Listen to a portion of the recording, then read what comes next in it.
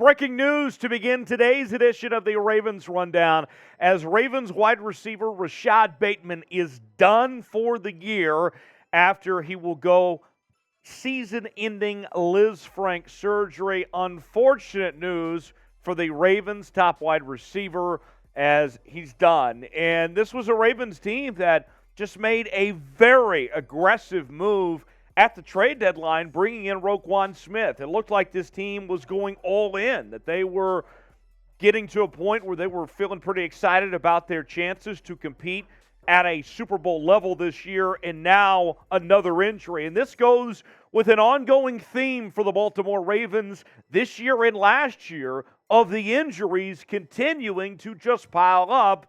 And Bateman done for the year. Bateman was already off to a good start to 2022.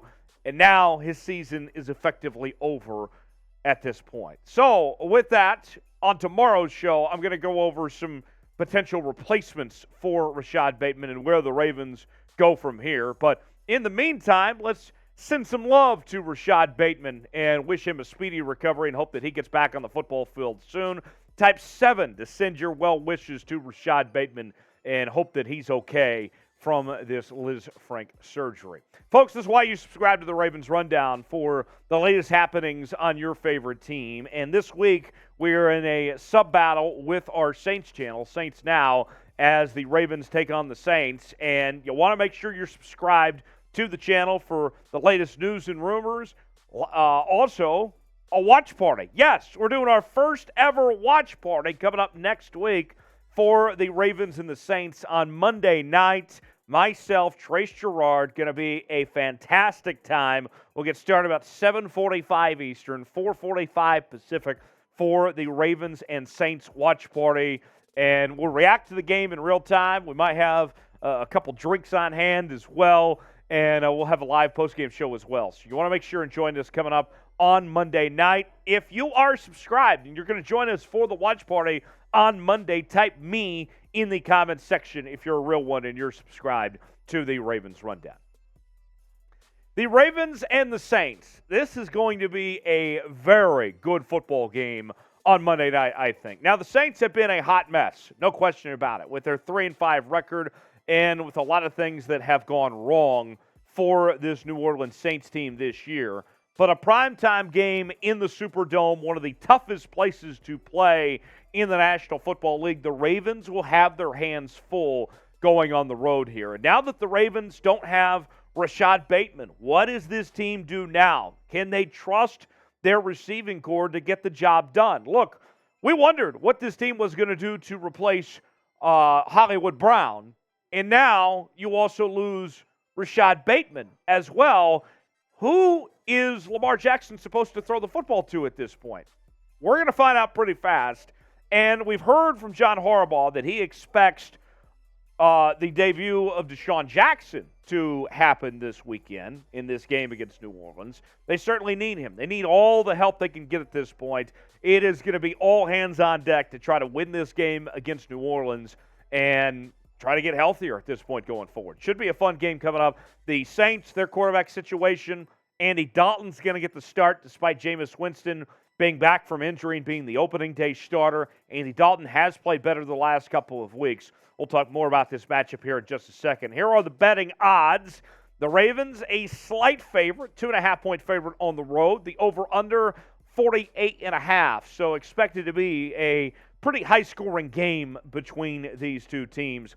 Who do you got? Who are you placing your bets on? You going with Baltimore or are you going with New Orleans to get it done on Monday? Let me know in the comments section. Type BAL for the Ravens if you're betting on the Ravens. If you're going with the Saints, I won't hold it against you. Put New Orleans in the comments section. Let me know what your bet is going to be for this one coming up on Monday night between the Ravens and the Saints.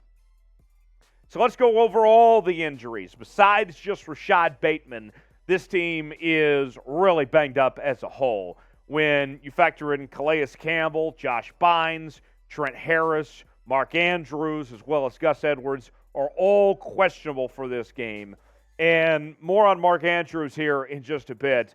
But the shoulder injury, we'll see how much of Mark Andrews we're able to get come Monday night. To me, that of these injuries here is the big X factor involved of not just Mark Andrews if he plays, but at what level do we see Mark Andrews play? That remains to be seen. Also on the injury front, we mentioned Bateman out, done for the year. Charlie Kolar and Josh Ross return from IR. Now, we'll see if in the coming days they get on the practice field and they make it in time for Monday's game or not. But nonetheless, a step in the right direction for both of those guys to be off of injured reserve. Mark Andrews, by the way, held to just 3 catches in the last 2 games for 33 yards.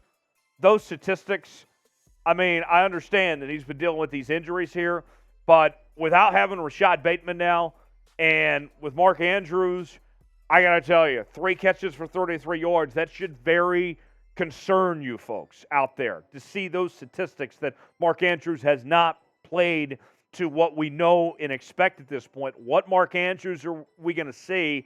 We have no idea until we get here on Monday of what exactly he'll show up and what he'll be able to produce on the football field. Do we think that he's going to play well Monday? Can Mark Andrews put this all together? It does help that they had kind of a mini bye week coming off the win on Thursday Night Football, but will we see him play to his full potential? If you think he will, type Y for yes. If not, type in for no. Let me know in the comments section if you think Mark Andrews will play well. Y for yes, in for no. Today's show is presented by Established Titles, the newest partner here at Chat Sports. Established Titles is a fun and novel way to preserve the natural woodlands of Scotland while helping global reforestation efforts. It is a project based on a historic Scottish custom where landowners are referred to as lairds or lords and ladies in English. Title packs give you at least 1 square foot of dedicated land with a unique plot number on a private estate in Scotland with an official certificate with a crest. We plant a tree with every order and work with global charities, 1 tree planted, and Trees for the Future to support global reforestation efforts. You could officially include the title Lord or Lady on your credit card, plane tickets, dating profiles. Makes for a great last-minute gift. I have mine already with my name on it. And here's what we're going to do for our viewers of the Ravens Rundown. The first 200 people that purchase a title pack using my link, chatsports.com/chat, or establishedtitles.com/chat, that is, we are going to include you in my plot. You're going to be right along with us as we're going to create our own Ravens flock kingdom of sorts in Scotland. We can build our empire there. And so go ahead and get yours now, right in time for the holiday season. Makes for a great holiday gift. You can save an extra 10% for the holidays, whether it's for you or a loved one, friend, neighbor, whatever it may be. Get yours now, establishedtitles.com/chat. Let's get to my keys to victory for the Baltimore Ravens. Let's begin with staying out of the friend zone and getting into the end zone for the Baltimore Ravens, in particular the red zone. And this is pretty fascinating. When I was scouting this New Orleans Saints team and just looking at the statistics here, the Saints are winless when their opponents convert 55% of its red zone chances into touchdowns.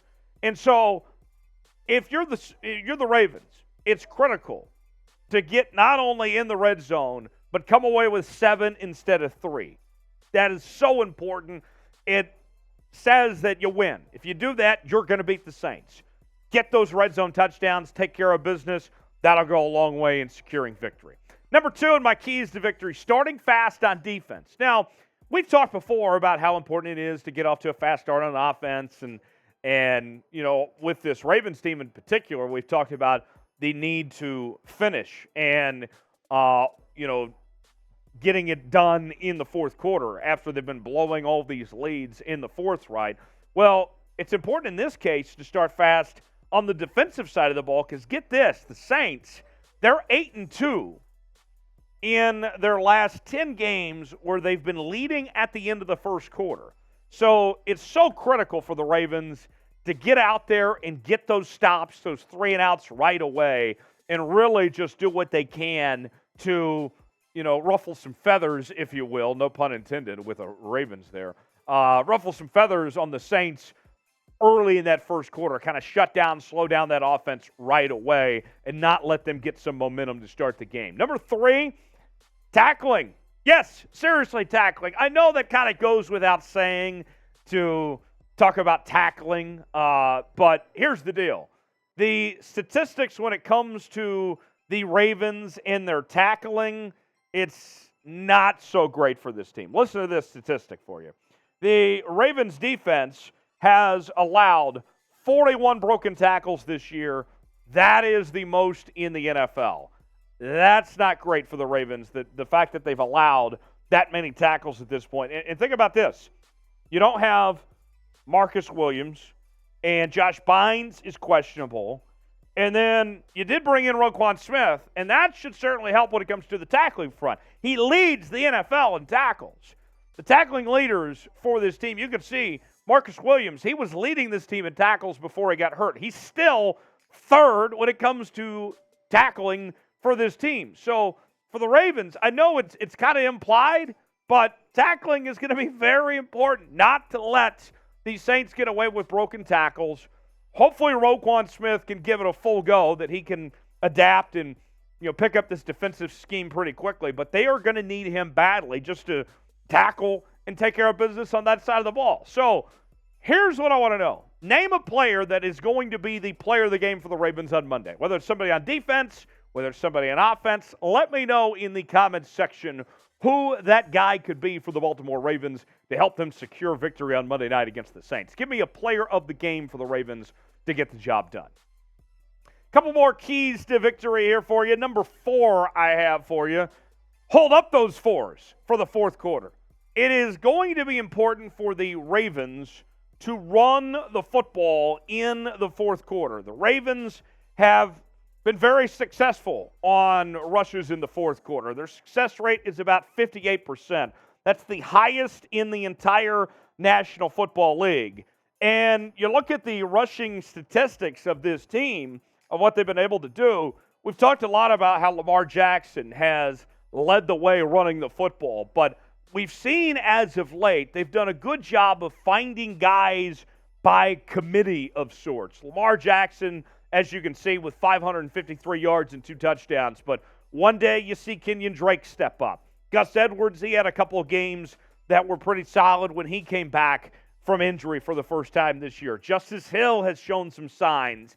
And so whatever it may be, whoever is running the football, it's going to be vital. If you're talking about protecting a lead, which is obviously the most important thing, and it's been discussed many times of this team blowing fourth quarter leads the way that they had. The best way to protect said lead is to run the football and wear out clock.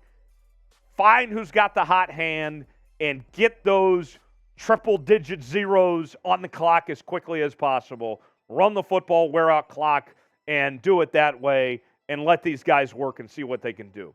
Last but not least on keys to victory for the Ravens, next man up. Look, you already know that you don't have Rashod Bateman for the rest of the season now.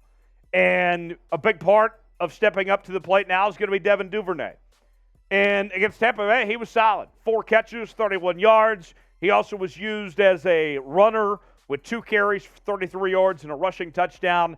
Devin Duvernay, I mean, it's about to go from 0 to 100 real quick of what's being asked of him. He has got to really take it up several notches of his workload without Rashod Bateman there now. And then also with possibly not having Mark Andrews, or at least not having him at 100%, Isaiah Likely also needs to continue to play well. He had a breakthrough game last week against Tampa Bay. He had career highs in receptions, in yards, and in touchdowns last week in that win against Tampa Bay. He was terrific in the preseason. The best is still yet to come with Isaiah Likely. He's just getting started. I want to see what Isaiah Likely can do and continue to build upon what he did in that Tampa Bay game last week. With all that said, my pick for Monday night's game, I like the Ravens. I think the Ravens get it done 27-20, and they continue to lead the division in first place and keep on marching in with a victory in New Orleans. They get it done 27-20 on Monday night against the New Orleans Saints. Are you rooting for the Ravens? You want to see them beat the Saints? Let's keep it a little PG-13 for the YouTube comments. I don't want you to get banned on YouTube or anything like that. Spam FNO if you're rooting for the Ravens and want to see them get a win against the Saints on Monday night. Spam FNO in the comments section. As always, you can follow me on Twitter and Instagram at Tyler Jones Live. Appreciate you helping me get to 7,000 followers on Twitter, and I'll see you next time here on the Ravens Rundown. Thanks for joining.